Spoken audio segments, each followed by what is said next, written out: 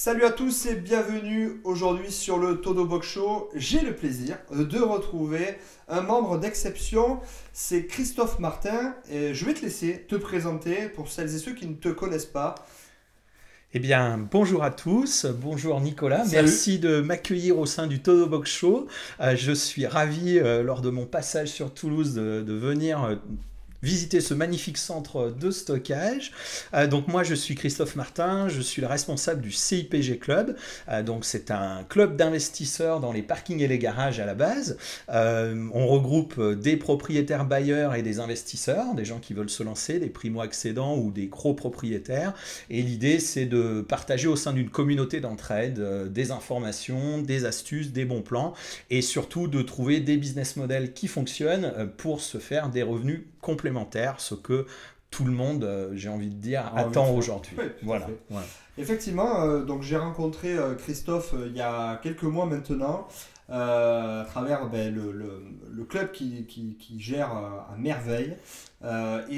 Effectivement, c'est assez intéressant parce que je suis complètement dans ton état d'esprit, l'idée de partager à travers mes vidéos, je partage mes connaissances sur le self-stockage. Toi, à travers effectivement ton club, tu partages aussi les bons plans, les astuces, les retours d'expérience quand on sait qu'à l'heure actuelle, c'est hyper important. En fait, finalement, ce qui fait la richesse d'un investisseur, c'est à la fois, bien entendu, son réseau, ça c'est essentiel, mais c'est surtout ses réussites et ses échecs. Et en fait, je trouve qu'à travers le CIPG Club, tu le fais formidablement bien, puisque voilà, on parle de tout ça ouvertement, C'est et vrai. ça c'est très chouette. Merci Nicolas. Oui, après au sein du club, on est un petit club sans prétention. L'idée c'est de faire une cotisation pas chère pour que les gens puissent adhérer, c'est-à-dire Mhm. que ça coûte pas cher. Le club s'articule donc sur beaucoup de contenus que les membres m'aident à produire, donc en partageant leur expérience, les différents investissements qu'ils ont pu faire. Et c'est vrai qu'aujourd'hui, je te rejoins totalement. Ce que les gens ont besoin, c'est d'avoir des informations quand vous vous lancez dans un investissement immobilier ou un business. Ce qui est très difficile, c'est de savoir quelles sont les erreurs qu'il ne faut Ouais, pas faire. tout à fait. Et quand vous avez, je dirais, la chance de pouvoir partager avec des gens qui ont déjà fait ce business Mhm. model, qui fonctionnent, qui ont Ouais, fait eux les échecs ou ouais. les erreurs. Moi, il y a plein d'erreurs que j'ai fait quand j'ai démarré en Et moi donc. 2012 Et moi donc. dans l'immobilier, que ce soit des parkings ou de Ouais, peu l'immobilier importe, traditionnel. les anciens, ouais. Et aujourd'hui, j'aurais adoré avoir justement le club qu'on a monté Mhm. pour avoir les conseils, avoir un forum de discussion où on peut poser ses questions librement sans être jugé et avoir les conseils d'autres personnes. Mhm. L'intérêt, de toute façon, c'est d'apprendre de ses erreurs. Donc si on peut déjà éviter les erreurs de Ouais, par bien sûr. l'information ou la formation, comme la formation que tu proposes, Mhm. clairement, ça fait gagner du temps, ça fait gagner de l'argent et vraiment beaucoup d'argent. Parce que dans l'immobilier, une petite erreur ou quelque Ah oui, chose ça qu'on coûte n'a très pas cher. vérifié, c'est Tout ça. à fait. On oublie, moi j'ai beaucoup de membres qui sont des primo-accédants Mhm. sur des places de parking ou des garages, ils vont oublier des détails quand ils font les études de rentabilité. Eh bien, ça peut très vite coûter Ok, cher ouais. et d'un investissement qui va être rentable en positif, vous pouvez avoir un cash flow Ah oui, tout négatif à fait. et se retrouver sur quelque chose Ouais, qui fait perdre de l'argent, donc qui n'est pas bon pour tout à développer un fait. business. Tout à fait. Et en fait, moi ce que j'ai apprécié, c'est que, je le dis très ouvertement, mais quand je me suis lancé dans le self-stockage, je n'y connaissais rien. C'est vraiment par pur hasard. Et forcément, quand on fait les choses comme ça, sans connaissance, eh bien, on fait des erreurs. Et donc, du coup, moi, c'était l'idée première à travers ma formation, c'était justement de partager mes connaissances. Sur ma vidéo, on trouve beaucoup, beaucoup d'informations. Mais au travers du CIPG Club, c'est pareil. J'ai retrouvé cet état d'esprit de partage. Et en fait, c'est vrai que c'est pas le positionnement de tout le monde. Je trouve que ce qui se partage sur Internet, il y a des secrets qui sont bien gardés. Dans le self-stockage, malheureusement, c'est le cas. Et moi, je suis là pour justement apporter ces informations-là, communiquer. Bien sûr qu'il y a un intérêt business derrière. Mais quoi qu'il en soit, on peut très bien pour commencer déjà à se renseigner, à s'ouvrir sur le sujet. Et je trouve que tu le fais très bien à travers le CIPG Club. Moi, ce que Merci j'aimerais Nicolas, oui, démarrer, dis-moi. cette interview en faisant le point un petit peu sur toi. Comment tu t'es lancé dans le self-stockage, pas dans le self-stockage, mais comment tu t'es lancé dans l'investissement immobilier? Alors, c'est une bonne question. Donc, moi, je suis tombé dans l'immobilier, je dirais, de manière traditionnelle. Mes parents ne sont pas forcément dans l'immobilier, pas de gros investissements immobiliers, si ce n'est résidence principale. Voilà, c'est pas, Bienvenue au club. voilà, pas forcément. Voilà, moi, mes parents, ils sont plus sur des placements financiers. Mon D'accord. père travaillait dans les assurances. Ok. Donc, voilà, c'était vraiment du placement financier, Ouais. pas forcément de l'immobilier. Ok. Après, moi, je me suis intéressé à l'immobilier en me disant, moi, je suis quelqu'un. Les membres du CIPG Club qui me connaissent depuis longtemps te diront, moi je suis quelqu'un qui fait beaucoup de diversification. Ouais, Je suis ouais, un je mec crois que ça aussi. qui touche à ça. Pourquoi? Parce que quand il y a une activité qui est un peu difficile, on a toujours une source de revenus qui permet de compléter. Et l'objectif, c'est d'avoir des revenus passifs. C'est-à-dire que moi, je suis salarié d'entreprise, je suis responsable commercial, donc j'ai mon activité professionnelle. Et après, moi, j'ai créé des activités complémentaires pour faire des revenus complémentaires. Parce qu'aujourd'hui, des revenus complémentaires, ça peut te permettre soit de réinvestir, soit de vivre. Parce qu'aujourd'hui, préparer ta retraite, c'est ça, il y a plein d'objectifs personnels qu'on peut je dirais, tenir avec ces revenus complémentaires. Aujourd'hui, le coût de la vie est très cher aussi. Donc, voilà, c'est avoir toujours un peu plus d'argent, c'est toujours bien. Oui, ça Et permet de s'adapter. c'est ça. Et puis il y a des challenges aussi qui sont intéressants. Oui, Et du coup, ça me fait basculer sur une question. Toi, à travers le CIPG Club, donc il y a plusieurs membres, et donc ces membres-là sont, j'imagine, dans la même démarche que toi et moi. Et donc, du coup, ce qui est assez intéressant, c'est de se rendre compte qu'en fait, on peut très bien avoir une activité en parallèle, oui. que l'on soit marchand de biens, donc dans l'immobilier, ou salarié dans une boîte, entrepreneur aussi, quel qu'il soit, et avoir une activité complémentaire, que ce Bien soit du self-stockage, comme c'est mon cas, mais aussi d'autres types d'investissements. Tout à fait, Nicolas. On peut aujourd'hui avoir des activités complémentaires. Alors bien sûr, il faut que ce soit des activités qui ne sont pas concurrentes à ce que vous faites professionnellement. C'est sûr que quelqu'un qui va travailler dans une agence immobilière, aller acheter de l'immobilier, faire de l'investissement immobilier, ça peut être... Pas super bien vu. Voilà, il faut quand même avoir des activités qui soient, je dirais, pas connexes. Après, le vrai intérêt, c'est qu'en France, le droit du travail est assez bien fait, puisque justement, on ne peut pas empêcher les gens de travailler et de pouvoir se créer des revenus. Pour revenir à ta question principale, moi j'ai commencé dans l'immobilier en partant sur un petit studio et ça a été une catastrophe terrible, quoi. Je suis parti dans l'immobilier de logement parce que tout le monde prône et prenait ça. Voilà, et du coup, moi j'ai eu un locataire qui m'a fait de l'impayé, donc grosse galère. Et puis le deuxième locataire, il m'a fait beaucoup de dégradation, donc finalement ça m'a un peu... En fait, je suis arrivé, j'ai commencé mes investissements dans l'immobilier, j'étais en fait très rapidement dégoûté de l'immobilier locatif, les logements. Et en 2012, j'ai eu l'opportunité, en fait, par ma résidence principale, d'acheter des places de parking.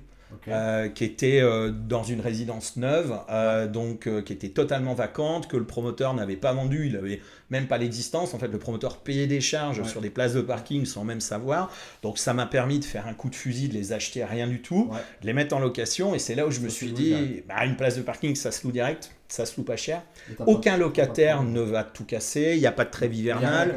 Voilà. Et puis tous ces contrats de location, parking, garage, ça dépend du code civil. Donc le code civil, c'est très simple. C'est le propriétaire et le locataire qui décident. Mais il n'y a pas, il y a pas toutes les complications de la loi Allure que vous pouvez avoir dans les logements.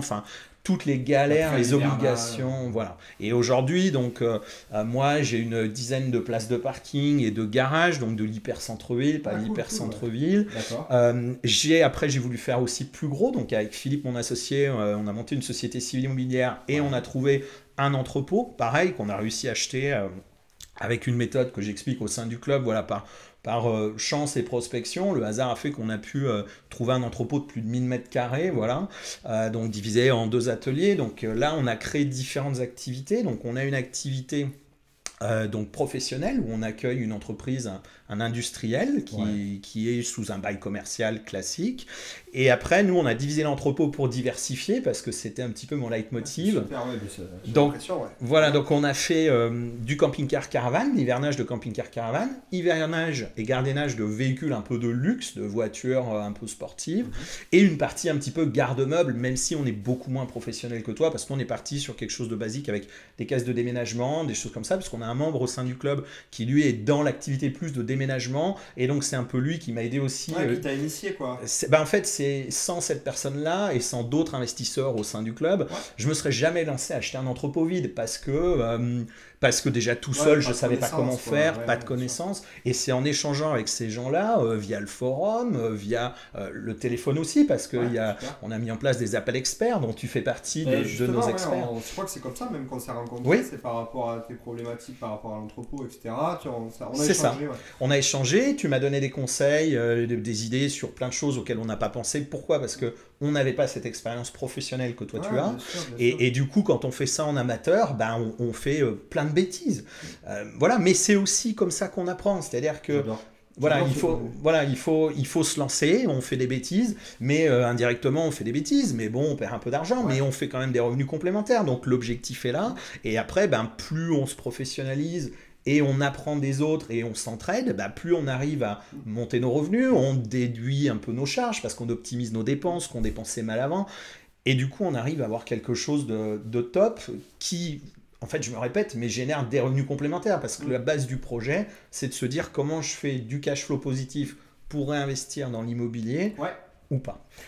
C'est très intéressant. Moi, je vais revenir sur cette idée d'échec parce que c'est assez important et souvent ça fait peur aux primo-investisseurs. C'est-à-dire, en fait, j'ai peur de l'échec. Et en fait, je vais prendre ton cas, par exemple. Toi, quand tu as eu l'échec, j'imagine que ça ne devait pas être la meilleure situation de ta vie. Mais si tu devais parler au Christophe avant de faire l'opération, quel conseil tu lui aurais donné ? Alors, quel conseil ? Non, c'est une super question. C'est une super question. Et aujourd'hui, forcément, j'ai pas du tout la même expérience immobilière. Donc, des conseils, j'en aurais donné une liste énorme. C'est un peu justement ce qu'on essaye de mettre en musique avec l'équipe bénévole du club, dans le forum, d'organiser aussi les articles. On a des rubriques main formée, des boîtes à outils aussi avec des simulateurs, des modèles de documents qu'on fait valider par des juristes aussi. Donc on essaye de mettre tout ça en musique, mais en termes de conseils, déjà le premier conseil, même si aujourd'hui j'ai du bien immobilier logement, je dirais attention au logement quand on est primo-accédant parce que le logement, oui ça marche, mais on peut perdre beaucoup d'argent. Voilà. La concurrence, c'est ça. Après, forcément, si je devais me parler plusieurs années en retard, par le passé, je dirais, regarde les places de parking et les garages, parce que quelqu'un qui veut commencer, démarrer petit, les places de parking ou les garages, c'est des petits investissements. Donc, vous n'avez pas besoin d'avoir un gros apport ou de contracter un crédit, c'est-à-dire qu'en étant salarié, vous pouvez mettre un peu d'argent de côté, sortir un peu d'argent d'un plan d'épargne qui ne rapporte pas grand-chose, d'un livret, investir dans une place de parking. Après, il y a plein de techniques. Oui, et puis se rassurer déjà, c'est ça. Prendre conscience que c'est faisable. C'est ça. Et on peut faire quelque chose en minimisant les risques. Et toi, tu t'étais formé à l'époque quand tu avais... Alors non, puisqu'en 2012, en fait, il n'y avait pas vraiment de formation, il n'y avait pas grand-chose. C'est aussi pour ça que moi, j'avais monté le site du club avec... alors, c'est le hasard d'une rencontre sur Rouen, dans un garage. Moi, j'ai acheté aussi des garages en hyper centre-ville, en bail amphithéotique, donc c'est un modèle un peu particulier. Et du coup, j'avais rencontré quelqu'un qui est un peu dans le juridique, qui avait hérité de ce garage, qui ne savait pas trop quoi en faire. Et puis, on avait discuté et justement je l'avais un petit peu entraidé en lui partageant mon expérience, puis j'avais déjà des places de parking, donc je maîtrisais déjà différentes choses parce que j'avais appris de par mes erreurs, des contrats de location, différentes choses, comment gérer, automatiser pour gagner du temps aussi, se simplifier la vie, et parce que ce qui est important quand on fait des revenus complémentaires, c'est d'y passer le moins de temps possible. Alors souvent c'est des erreurs qu'on retrouve beaucoup quand on démarre. Moi en tout cas c'était une de mes premières erreurs, entre autres. Mais effectivement, je n'avais pas du tout d'idée de cette automatisation. Et ça, c'est quelque chose que, si on n'a pas les connaissances, on l'apprend sur le tas.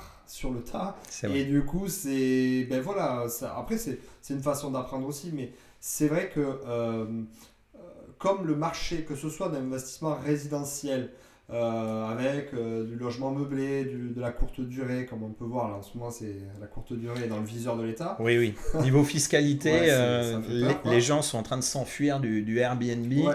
C'était une niche très très rentable il n'y a pas si longtemps. Ça l'est encore maintenant, je pense que à l'heure actuelle. ça peut devenir difficile. Mais fiscalement, voilà, les gens qui font du meublé doivent, au-delà d'un certain seuil, passer en meublé professionnel. Il faut créer une société.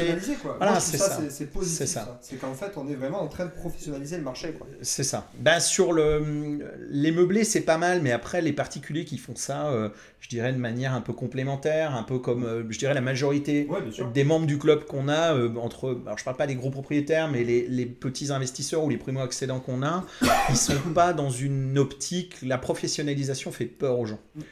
C'est pas forcément mal, mais après il est vrai que les gens qui veulent démarrer tranquille, voilà. Et c'est vrai que tout ce qui est la niche un petit peu des parkings, des garages, des entrepôts aussi, c'est une niche qui est pas mal parce que c'est assez discret, on prend pas beaucoup de risques et on peut faire vraiment de belles choses et de beaux projets. Et il y a il y a un peu de concurrence, mais voilà, on n'est pas... C'est plutôt bien, alors c'est pas bienveillant le terme que je cherchais, mais en tout cas c'est bénéfique parce que c'est un cercle vertueux. Plus il y a de la concurrence, plus le service, en tout cas l'outil rentre dans les mœurs. Exactement. Tu vois, par exemple, tu vas en Espagne, pour parler du self-stockage, en gros tu loues un appartement, l'agent immobilier te propose derrière un Trasteros, en gros un garde-meuble. Donc ça encore c'est pas très appliqué en France, mais en France, pour le coup, voilà, ça devient dans les normes et c'est là où c'est hyper intéressant. C'est ça, et après, moi je vois nous sur l'entrepôt qu'on a avec Philippe, on est parti, on est plein, on a un taux de remplissage de 100% et on est justement en train de réfléchir, en fait on réaménage nos espaces parce qu'on a fait des erreurs, on a fait beaucoup d'erreurs à la conception parce qu'on ne connaissait pas grand chose, voilà. Et on peut dire qu'on a monté des box qu'on a déplacé plusieurs fois, on a changé l'agencement plusieurs fois, les tailles, voilà. Bon, après les tailles, on a franchement pas trop maquillé parce qu'on est dans un marché pas mal et là justement on avait des places un peu perdues qu'on n'exploitait pas trop, donc l'idée maintenant c'est d'exploiter des petites places perdues parce que quand on est complet, on se dit on a les revenus qui sont là, tout va bien, mais bon, finalement, quand on a quelques mètres carrés de disponibles, c'est dommage. Voilà, on se dit, finalement, on va aménager, on va réaménager, donc on prend un peu de temps, voilà, on le fait, on passe beaucoup de week-ends à faire ça, mais quelque part, ça va augmenter nos revenus complémentaires, on optimise encore plus les choses, puis sinon on était parti, comme je te disais, sur différentes activités, parce que l'idée était de se dire, si une activité qui prend pas, parce que nous on n'est pas en hyper centre-ville, on est en campagne. Ouais, voilà, par exemple, parce que je connais ta situation et je sais où est implanté l'entrepôt. Est-ce que tu pourrais donner un ordre d'idée d'emplacement? Parce qu'on me dit souvent, mais le self-stockage, ça se loue en campagne, ça se loue en centre-ville? Oui. En centre-ville, bien sûr. Mais... En hyper centre-ville, c'est comme pour les garages ou les places de parking, l'hyper centre-ville, c'est un peu ce que tout le monde veut, passer très recherché, mais quelque part, c'est pas forcément le plus rentable. Hein. Voilà, moi j'ai des garages en hyper centre-ville, ils sont loués, j'ai un super taux de remplissage, ça se passe bien. Je les ai achetés beaucoup plus cher, donc en termes de rentabilité, de rendement, c'est pas du tout ça. Moi, mon meilleur coup, ça va être des places de parking qui sont dans des zones résidentielles, mais finalement ça se loue parce que on va peut-être mettre un petit peu plus de temps pour louer, mais on va louer quand même. Et donc là, sur la campagne, nous, pour tout dire, notre entrepôt, il est dans un village qui a 400 ou 450 habitants. Alors, il est vrai qu'on est à 15, 17 minutes de villes de taille moyenne, pas de grandes villes, voilà. Mais on a une offre qui n'a rien à voir avec des grands professionnels du self-stockage, puisque voilà, on a une offre justement d'être en campagne, ça vous permet de vous acheter des biens immobiliers moins chers. Il reste plus longtemps. Il reste forcément plus longtemps, et du coup ça permet aussi d'avoir une offre qui peut être un peu mieux placée sur le marché. Donc voilà. Et donc nous, ne sachant pas en campagne comment on allait remplir, on s'est dit on a un grand entrepôt, donc on va pas prendre de risques, on va diviser, on va se faire des camping-cars caravanes en hivernage. Ça, c'est des revenus qui se remplissent très vite et qui sont sécurisés parce que c'est très à la mode. Souvent, le problème, les gens se mettent tous au camping-car. Le problème, c'est que beaucoup, malheureusement, ne pensent pas où ils vont garer leur véhicule. Moi, j'ai eu encore cette semaine des gens qui m'ont téléphoné en me disant j'ai acheté un camping-car, finalement, je vais pas le laisser dans la rue. Partout où j'appelle, c'est complet, et vous, je suis complet aussi. Donc c'est compliqué. Et donc du coup, on s'était dit, on va faire cette partie-là, l'activité garde-meuble, et finalement, on s'était dit, si une marche moins bien, on équilibrera avec l'autre, quitte à réadapter les mètres carrés. Et aujourd'hui, on n'a pas assez de place, on est complet sur toutes nos activités. Voilà. C'est passionnant, parce que du coup, on penserait... que voilà, faut à tout prix partir sur du centre-ville. Non, non, on peut très bien faire du self-stockage ou du garde-meubles ou de l'hivernage de camping-car. Ça fonctionne très très bien, même en campagne. Combien tu en as de box par exemple Alors nous, en fait, on a, que je réfléchisse bien, on a 37 locataires. Okay. Donc voilà, on a 30, une trentaine de box, dirons-nous. Okay. Voilà, donc de différentes tailles. Okay. Donc après, nous, on est sur, pour parler des tailles, on va avoir du 8 mètres cubes. Donc ça fait avec une surface de 4 mètres carrés au sol sur 2 mètres 20 de haut. Ça, c'est des caisses de déménagement en bois. On va avoir du 12 mètres cubes, pareil, en caisse de déménagement en bois, donc qui est un peu plus grande. Ça fait 5 mètres carrés au sol sur 2 mètres 20 aussi de hauteur. Trop bien. Voilà. Et après, nous, on a des grands garages de 17 mètres carrés qui font 34 mètres cubes en termes de volume. Donc là, c'est là où on a le plus de turnover, parce que c'est vraiment des gens qui vont déménager, vider des maisons. Mais il y a aussi des gens qui, malheureusement, les grands-parents ou les parents, voilà, soit ils viennent de décéder, soit ils vont en maison de retraite, ils veulent pas vendre les meubles, donc ils ont besoin de beaucoup d'espace, donc ça se loue bien. Et là justement, on a fait quelques week-ends de travaux où on est en train d'exploiter une place et on essaye un nouveau format qui est du 5 mètres cubes, donc plus petit que ce qu'on avait, parce qu'on se rend compte qu'il y a des gens aussi qui ont des besoins de demandes beaucoup plus petites, qui sont aussi également moins chers. Et voilà, donc on essaye de répartir au mieux. Après, il y a plein de méthodes que tu expliques dans ta formation pour faire des études de marché, des choses comme ça. L'emplacement est très important pour en revenir à ça, que ce soit du centre-ville, de la campagne. Après, ça c'est important, que ce soit du centre-ville ou de la campagne. Effectivement, l'emplacement, j'insiste parce que j'ai souvent ces questions-là avec des personnes qui souhaitent se lancer. C'est quand même très important de dire, en fait, peu importe où on se trouve, ça peut se louer. Par contre, il faut vraiment bien analyser son marché et être certain c'est ça. Que ça se loue, quoi. C'est clair que si vous montez un centre de stockage, pour parler des centres de self-stockage, parce qu'on est au Todobox Show, vous faites ça dans un endroit où vous avez une très forte concurrence, c'est-à-dire vous allez vous mettre à côté des grandes enseignes de self-stockage qui font du matraquage publicitaire, des choses comme ça, ou des promotions à outrance pour remplir, vous allez avoir du mal. Voilà, la clientèle sera forcément réduite. Après, il ne faut pas non plus trop s'éloigner. Après, la campagne, il faut trouver le juste milieu, parce que en fait, nous, notre clientèle, on arrive à prendre la clientèle aux grands centres qui sont nous sur la grande ville, mais on a aussi beaucoup de gens en campagne qui n'ont pas assez de place chez eux et qui finalement se disent tiens, même à 10 ou 15 minutes de chez moi, j'ai un centre de stockage. C'est super parce que peut-être qu'eux ils vont faire 10 minutes pour venir chez nous, je pense notamment. Mais ils vont pas souvent finalement. Mais c'est ça, les gens vont pas tous les jours. Tu vas pas souvent à la cave. Non, c'est ça, ils vont pas souvent, ça dépend après de ce qu'on entrepose. Voilà, ça dépend. Après, c'est sûr que des artisans, des professionnels qui vont louer. On en a aussi, on en a eu, on avait même nous des food trucks au tout début qui cherchaient des espaces de stationnement. Voilà, après, c'est très c'est très variable en fonction du secteur géographique et justement de cette fameuse étude de marché. C'est-à-dire que la clientèle va être adaptée à là où vous allez vous trouver. Et c'est plutôt vous qui devez vous adapter à la clientèle bien sûr. Où vous allez monter votre projet. C'est amont, quoi. C'est vrai que c'est ça. C'est mieux, ça fait gagner du temps. Alors, petite question maintenant, j'aimerais avoir ton retour parce que moi, c'est vrai que je communique souvent sur la partie gestion. Oui. Toi, comment tu gères ton centre parce que tu as 37, c'est ça 37, ouais. 37 locataires, les gens pourraient se dire, oula, 37 locataires. Plus avec les camping-cars caravanes, on passe les 40 locataires. Voilà, donc, alors moi, je travaille dans l'industrie, donc j'ai la chance d'avoir un petit peu de notion de développement, de choses comme ça. Donc, j'ai créé un système automatisé que je partage aussi pour certains membres du club, puisqu'il y a des membres du club qui m'ont demandé. Donc en gros, je leur adapte le petit bout de logiciel qui va bien et je leur dis quel matériel acheter. Donc l'idée, c'est d'avoir un système de code nominatif où on identifie les entrées, comme tu vas faire chez toi.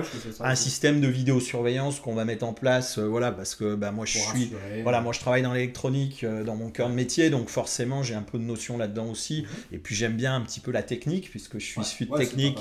Voilà, donc forcément ça m'intéresse. Donc installer un système de vidéosurveillance, un système de contrôle d'accès. Et donc moi, ce système de contrôle d'accès, il y a une box internet, comme ça à distance on peut regarder nos caméras, ça se fait très facilement. Et donc le système de contrôle d'accès se gère aussi à distance. Et donc avec un logiciel, on peut se connecter à distance, configurer nos codes.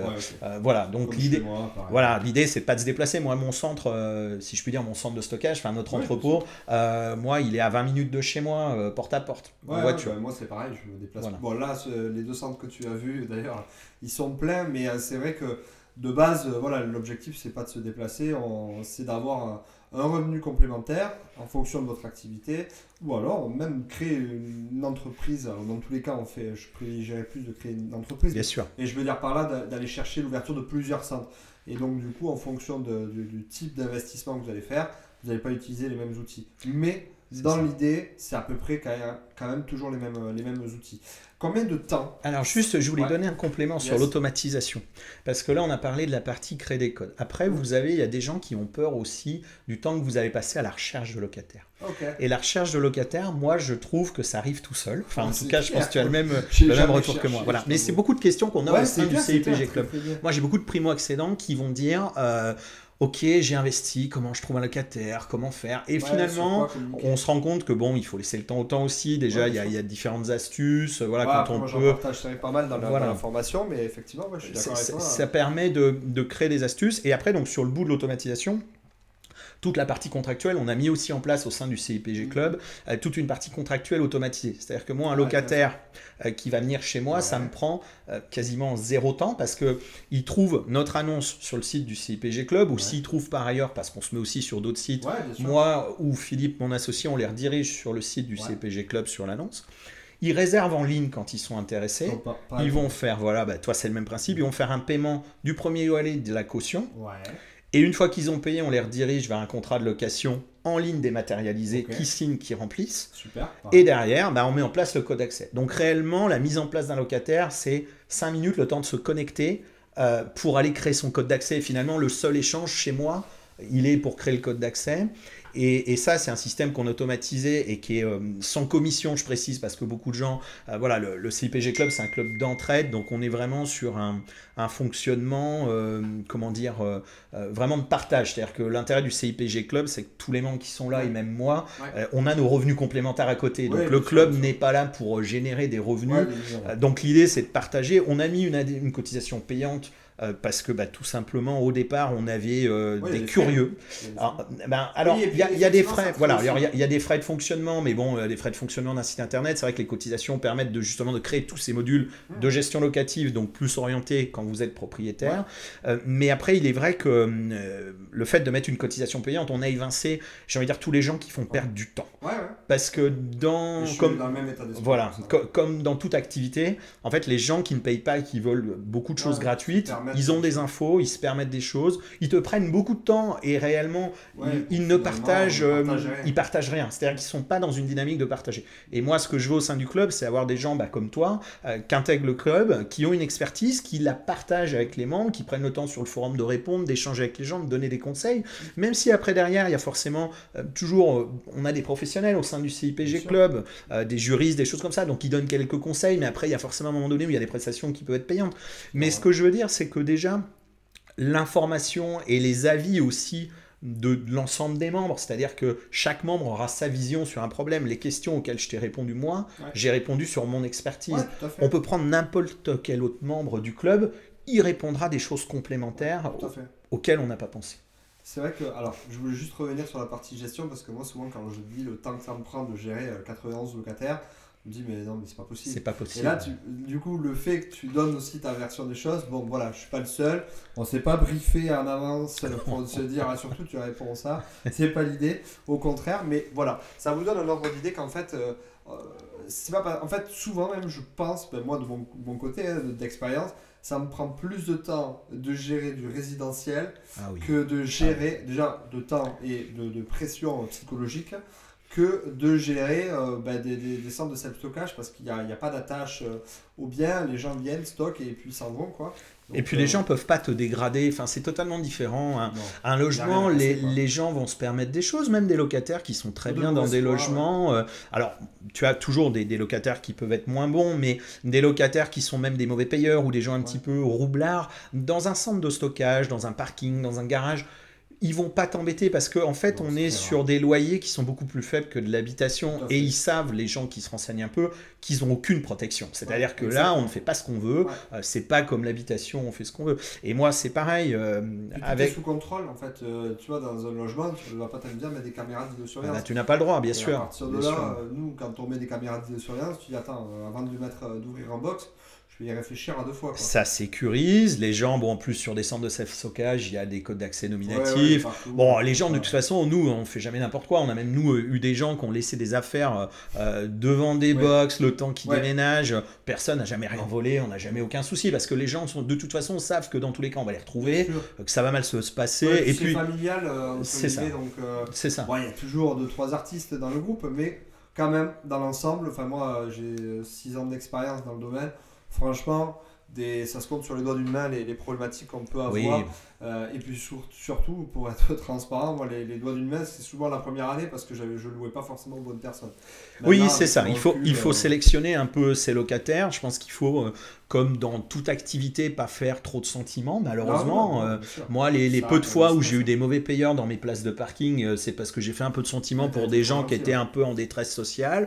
Finalement, c'est des gens qui m'ont fait énormément de problèmes. Ouais, en tout Pas cas, tant moi, que ça, ouais, parce qu'après on met en place une expulsion sûr, qui est ouais. très rapide sur un Ouais. parking. Mais quelque part, ça fait de la charge mentale et du souci. Ouais, Et qu'on c'est n'a vrai que pas envie maintenant, d'avoir et qu'on essaie de quitter c'est en ça. se mettant dans ce C'est ça. business-là. Ouais. Et c'est là aussi où justement, je pense à un membre du club qui nous a rejoint il n'y a pas très longtemps, qui lui a une cave sur Paris, Ok. une belle cave de 14 mètres carrés. Donc là, Ok, oui, en ce c'est moment, il pose beaucoup de questions sur le forum en disant j'ai telle personne qui veut louer, qu'est-ce que vous en pensez? Ouais, c'est J'ai super. telle Pas entreprise de qui veut louer, qu'est-ce que vous en pensez? Donc ça permet d'avoir un petit peu des conseils et des avis. Donc c'est assez intéressant. Mais Et c'est vrai d'ailleurs, que pardon, oui. alors juste pour terminer ce Ouais. que tu disais, la charge mentale sur les logements. Ouais. Moi aussi, avec ma compagne, on a plusieurs logements immobiliers donc d'habitation traditionnelle tout à qui fait. sont liés à des héritages ou des choses comme ça. Alors plus de son côté parce que moi mes parents sont moins dans l'immobilier, Ouais. mais par contre, voilà, clairement, Ouais, la dès pression, qu'on c'est a pas des mal, quoi. soucis, il y a toujours des problèmes, il y a toujours des complications. Ouais, c'est clair. Rien n'est simple. C'est clair. Alors il y a des biens qui sont sentimentaux, donc Ouais, voilà, en plus, mais on s'aperçoit. mais si on devait s'écouter en bon investisseur, comme des membres du club sur Paris qui sont des très gros investisseurs, voire même des rentiers, parce qu'on a des rentiers aussi au sein du club, donc des rentiers bien évidemment qui ne sont pas arrivés rentiers à 20 ou 30 ans, hein, bien sûr, Moi, j'en voilà, connais ça pas, se en tout cas. construit. Ouais, ouais. Voilà, non mais ça se construit en termes de patrimoine, parce que si tu veux rentier, ça veut tout dire et rien dire. C'est C'est-à-dire que ça, on exactement. peut être rentier avec 500 euros de revenus par mois et dire je suis rentier, mais après, voilà, faut savoir aussi ce qu'on veut. Mais quoi Enfin, qu'il en soit, il y a voilà. du boulot. Quoi. Ça se Voilà. fait pas en 5 minutes, c'est on ça, comprend ça un se peu. construit. C'est des gens qui ont été de salariés d'entreprise, ils ont construit leur carrière professionnelle, ils ont investi en parallèle un petit peu comme on fait tous les deux, ils se sont construit un business à côté, et une fois que ça a été fait, derrière ils ont forcément à un moment donné ils ont tellement de revenus à côté qu'ils se disent finalement pourquoi je vais Ouais, m'embêter bah, de c'est comme ça. continuer de bosser.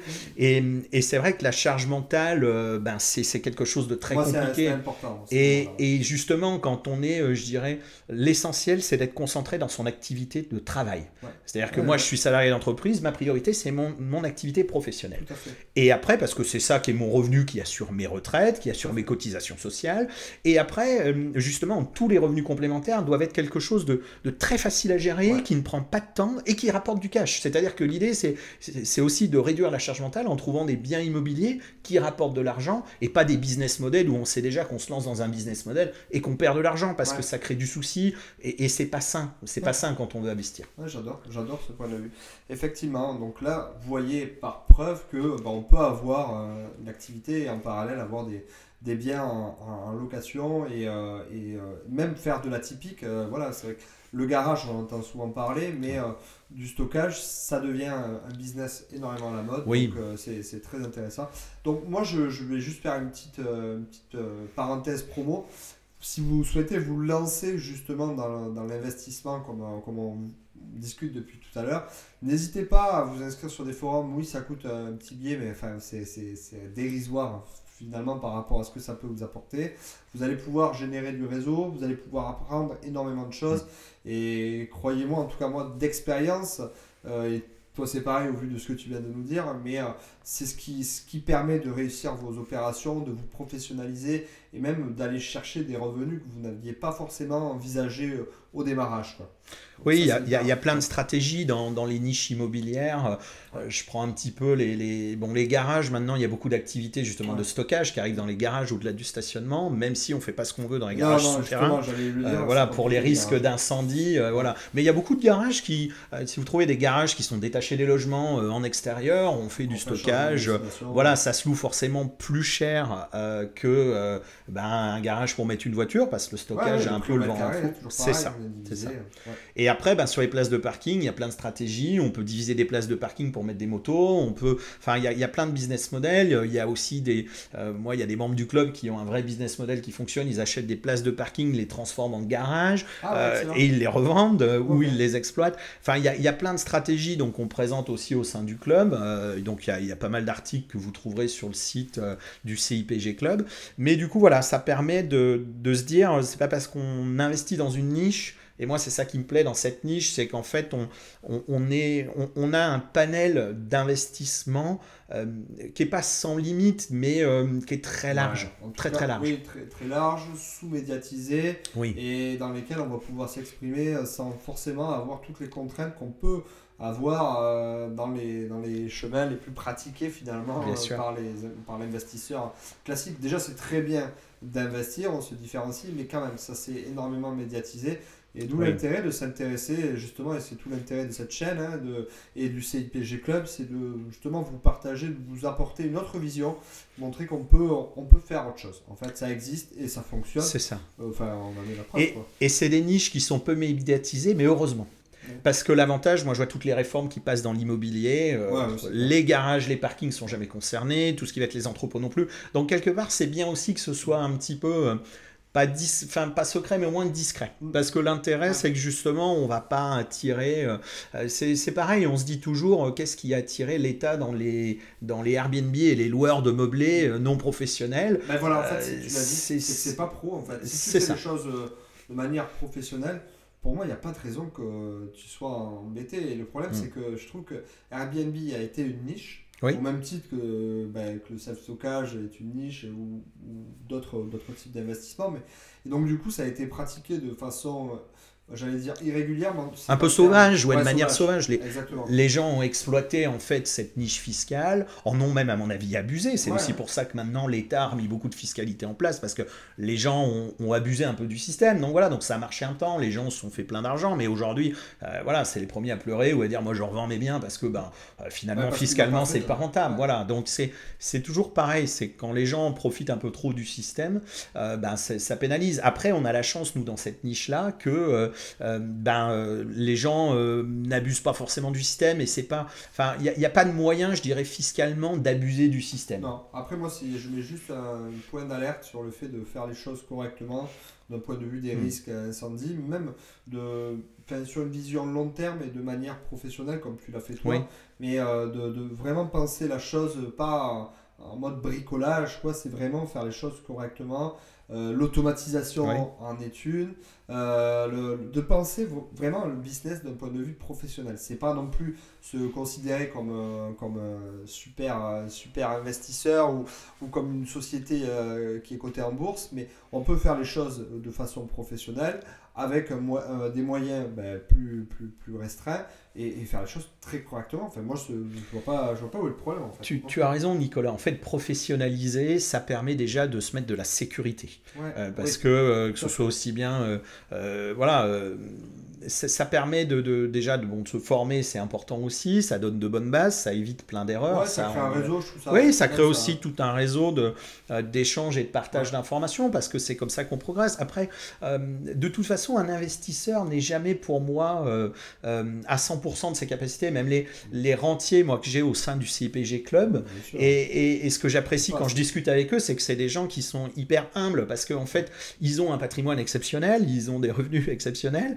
Mais finalement, c'est les gens qui te disent, Ils sont toujours prêts à apprendre, ouais, quoi. voilà, ils sont prêts à apprendre parce qu'ils se disent qu'ils Partager. maîtrisent pas tout, ils vont poser des questions, échanger. Et je pense que même quand on a un bon niveau dans l'immobilier, moi, j'ai pas la prétention de dire que je Ben sais non, tout. non, au contraire, c'est Et le il y a plein de concept. choses à apprendre, à Ouais. découvrir. Et c'est vrai que justement, le fait de professionnaliser, d'échanger, d'avoir un réseau, comme tu dis, ça permet justement de se sécuriser, Ouais. deux, de se rassurer, parce qu'investir, ben, ça peut être aussi des doutes. On se lance pas comme ça, voilà. Donc, Ouais. on a besoin aussi Ouais. un peu de se rassurer. Tout à fait. Et c'est vrai que c'est très important Ouais. aujourd'hui. Ok, ben écoutez, je pense qu'on a vu pas mal on a vu pas mal de points. C'était un vrai plaisir, Christophe, de partager ce moment avec toi.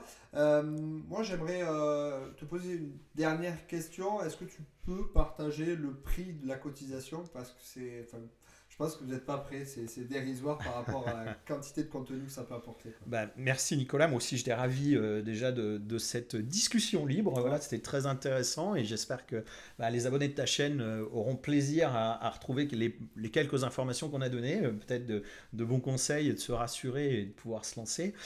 Donc pour répondre à ta question, au sein du CIPG Club, donc moi j'ai voulu une cotisation assez faible puisqu'on est à 5 euros par mois. En fait, on paye 60 euros de cotisation à l'année pour adhérer pendant un an au club. Donc déjà un an, ça permet Ouais, non, de je voir pense des que choses. vous récupérez pas mal d'informations. Voilà, et il n'y a pas de frais cachés, c'est-à-dire qu'en fait, il y a deux statuts d'abonnement. En fait, on a fait un petit abonnement à 60 euros pour les gens qui veulent prendre de la formation, des primo-accédants ou même des propriétaires bailleurs qui veulent utiliser tous les outils sans Réseau, voilà le réseau voilà et après l'autre la partie plus premium est plus chère, j'ai plus exactement le prix en tête mais c'est pas non plus une fortune. Ouais. Mais du coup celle-ci va ouvrir justement l'appel aux experts, pouvoir téléphoner à des gens, Super. voilà, avoir d'autres contacts et puis surtout c'est surtout orienté pour les gros propriétaires qui vont avoir une grosse gestion locative parce que ce qui coûte cher au sein de notre club c'est pas de maintenir le forum mais c'est vraiment tous les outils de gestion locative en ligne qui forcément nécessite un peu plus d'infrastructure derrière. Voilà. Ok, si on veut te retrouver, donc, pour petite information, on l'a dit tout à l'heure, mais je fais également partie Oui. du CIPG Club. Je suis donc expert dans la partie self-stockage. Et donc, du coup, forcément, moi, je vous invite à venir nombreuses et nombreux à partager vos questions, vos connaissances dans ce groupe. C'est vraiment passionnant parce que c'est un groupe, j'allais dire familial, mais quand même assez nombreux. Oui, on Donc, commence à être très nombreux, ouais, mais c'est trop bien. sympa. Et ce qui est sympa, c'est que les gens vont se connecter de manière libre. Donc on Ouais. voit bien sur le forum, il y a toujours le noyau dur qui répond, que je salue parce que je les remercie de prendre le temps de répondre. Mais il y a aussi voilà, des gens qui vont participer de temps en temps en fonction de leur expérience. Donc on arrive à avoir un panel très Ouais, diversifié. c'est Ouais. super. Et on a plaisir aussi à lire tes conseils au sein du forum. Voilà, les gens sont ravis d'échanger aussi avec toi Ouais. directement via nos outils. Donc c'est parfait. C'est génial. Si on veut retrouver du coup le CIPG Club, comment on fait? C'est simple, on va sur internet, on fait www.cipg.club et on va tomber sur un site où même sans être membre, vous allez avoir en gros trois choix. Le premier choix c'est je veux investir, je suis investisseur, Ouais. je suis propriétaire ou je suis vendeur parce qu'on Ok. accompagne aussi des vendeurs immobiliers quand ils veulent vendre. Et du coup déjà là-dedans, sans adhérer au club, vous aurez beaucoup de contenus gratuits qui vous permettront déjà d'apprendre plein de choses, en tout cas je l'espère. Et après, pour ceux qui veulent aller plus loin, ils peuvent rejoindre le réseau et voilà. Et on aura plaisir d'accueillir de nouveaux membres. Ok, et si vous avez des questions, n'hésitez pas d'ailleurs à les partager en commentaire. Christophe ou moi-même, on fera un plaisir Bien sûr. d'y répondre. Voilà, moi j'insiste, n'hésitez pas à vous rapprocher de clubs comme le CIPG justement parce que c'est vraiment, ça viendra nourrir votre culture immobilière et en plus de ça, ça donne une autre vision de l'immobilier, ça permet de créer des passions. Enfin, moi, c'est vrai que tout ce genre d'animation comme on rencontre des personnes et voilà, ça apporte une autre dimension à l'investissement immobilier. Donc, merci beaucoup Christophe Merci pour, beaucoup Nicolas. pour tout ça. Si cette vidéo vous a plu, n'hésitez pas à la partager au plus grand nombre. N'hésitez pas bien entendu à la liker et à vous abonner. C'est toujours un plaisir pour moi de voir vos commentaires, vos likes et de voir que le nombre d'abonnés évolue en permanence. Donc c'est très cool. Je vous souhaite à toutes et à tous une excellente journée et je vous dis à plus tard pour une prochaine vidéo. Salut! Au revoir à tous. Allez.